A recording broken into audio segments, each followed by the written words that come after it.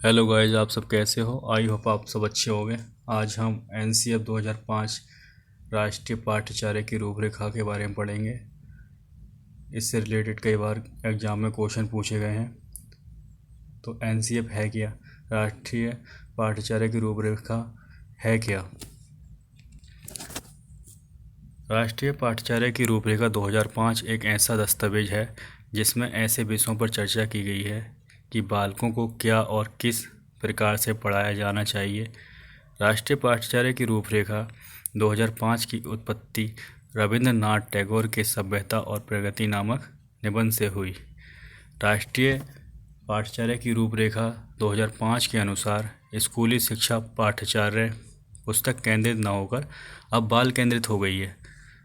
राष्ट्रीय पाठ्यचर्या की रूपरेखा 2005 का अनुवाद संविधान की 8वीं अनुसूची में दी गई भाषाओं में भी किया गया है। एनसीएफ 2005 को प्रोफेसर यशपाल की अध्यक्षता में तैयार किया गया। राष्ट्रीय पाठ्यचर्या की रूपरेखा 2005 के मार्गदर्शी सिद्धांत क्या क्या है? ये जो सिद्धांत दिए गए हैं बहुत इंपॉर्टेंट सिद्धांत हैं। इनमें से हर बार एग्जाम में रिपीट होता है। फर्स्ट है, ज्ञान को स्कूल के बाहरी जीवन से जोड़ा जाए, पढ़ाई को रटंत्र प्रणाली से मुक्त किया जाए। थर्ड है, पाठ्यचर्या पाठ्य पुस्तक केंद्रित न होकर बाल केंद्रित हो, विद्यालय में दी जाने वाली शिक्षा को विभिन्न प्रकार की गतिविधियों से जोड़ा जाए। फिफ्थ वन इज राष्ट्रीय मूल्यों के प्रति आस्थावान विद्यार्थी तैयार किया है। तो ये बहुत इंपॉर्टेंट है, 5 पॉइंट, इनको आप पढ़ लें। उसके बाद है नेशनल करिकुलम फ्रेमवर्क एनसीएफ 2005 का निर्माण एनसीईआरटी द्वारा किया गया था एवं उसको पूर्ण करने का कार्य निदेशक प्रोफेसर कृष्ण कुमार के नेतृत्व में किया गया था। इसका प्रमुख लक्ष्य आत्मज्ञान अर्थात विद्यार्थियों को अलग अलग अनुभवों का अवसर देकर उन्हें स्वयं के ज्ञान की प्राप्ति करनी होती है।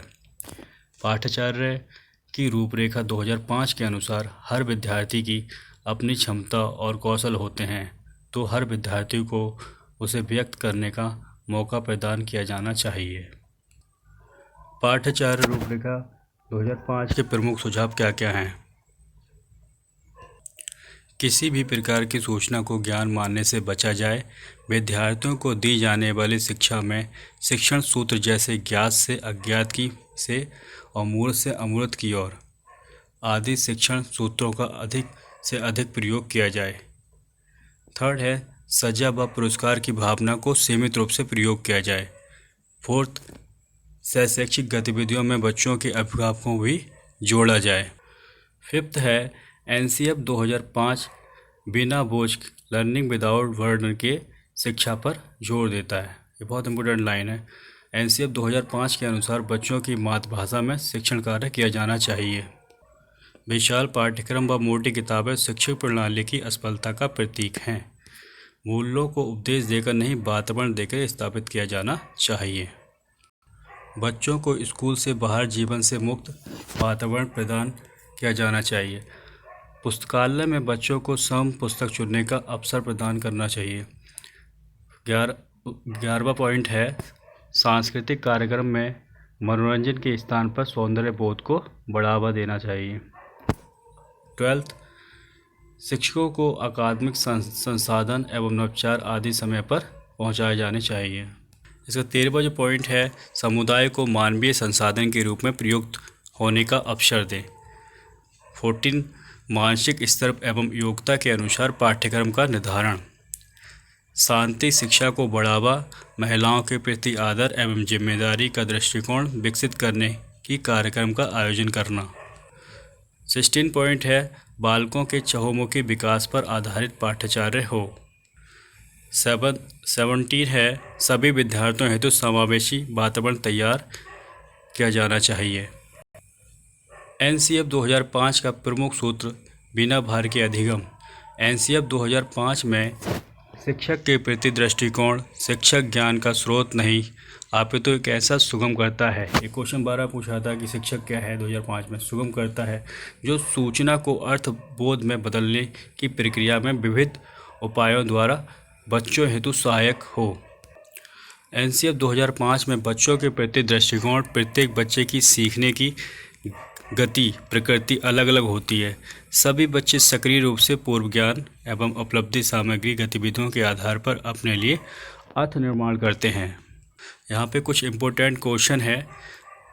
राष्ट्रीय पाठ्यचर्या की रूपरेखा 2005 से संबंधित कुछ महत्वपूर्ण प्रश्न। फर्स्ट है, राष्ट्रीय बाद पाठ्यचर्या की रूपरेखा 2005 में इसकी समझ प्राप्त होती है, रचनावाद की समझ प्राप्त होती है। क्वेश्चन नंबर सेकंड है, राष्ट्रीय पाठ्यचर्या की रूपरेखा 2005 के अनुसार एक शिक्षक की भूमिका कैसी होनी चाहिए? सुगमकर्ता की, फैसिलिटेटर की होनी चाहिए। एनसीएफ 2005 के अनुसार अंग्रेजी सीखने का उद्देश्य है बहुभाषावाद। एनसीएफ 2005 बल देता है करके सीखने पर। बहुत इंपॉर्टेंट क्वेश्चन है, लर्निंग बाय डूइंग, तो इसको आप पढ़ लें। इससे हर साल क्वेश्चन टेट के एग्ज़ाम में पूछे जाते हैं। अगर आपको हमारी वीडियो अच्छी लगी तो लाइक करें, शेयर करें, कमेंट करें और हमारे चैनल को सब्सक्राइब करना ना भूलें। Thanks for watching guys.